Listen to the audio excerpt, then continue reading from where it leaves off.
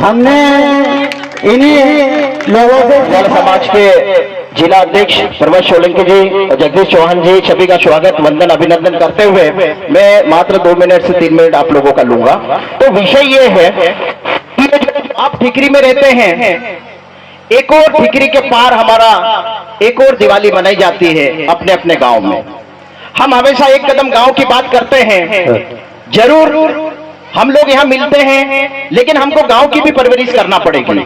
जो जहां जिस गांव का है, वास्तव में आपको दिवाली के लिए एक दिन गांव में कहीं न कहीं जाना पड़ेगा, क्योंकि 90% हमारी समाज में आज भी अशिक्षा, गरीबी, अज्ञानता और कहीं न कहीं आज भी जितनी भी सरकारी योजनाएं बनती है वो कहीं न कहीं कागज पे रन होती है।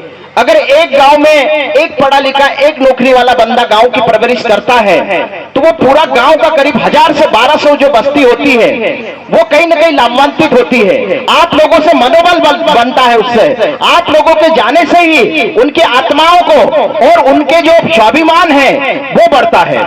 तो हमें वास्तविक में सबसे पहले हमको ठिकरी में एक होना पड़ेगा। ठिकरी में जितने भी परिवार रहते हैं उनके सुख दुख में हमको सहभागी बनना पड़ेगा। और किसी का बच्चे ने अगर नीट की परीक्षा पास करी है, किसी के बच्चे ने JEE में अगर उनका सिलेक्शन हुआ है, तो हमको ये एक दूसरे के परिवार में एक दूसरे का खुशी जाहिर करना पड़ेगी और एक दूसरे को मोटिवेट करना पड़ेगा कि यदि मेरा बच्चा नीट पास कर सकता है तो आपका बच्चा भी कर सकता है।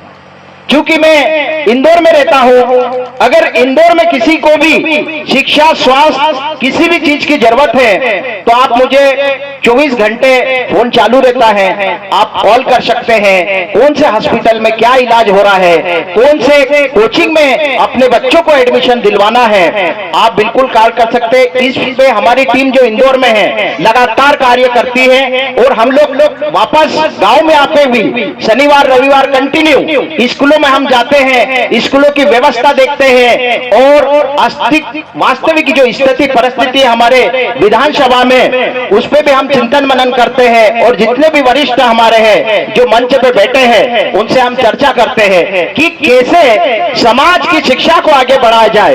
एकमात्र हथियार है शिक्षा।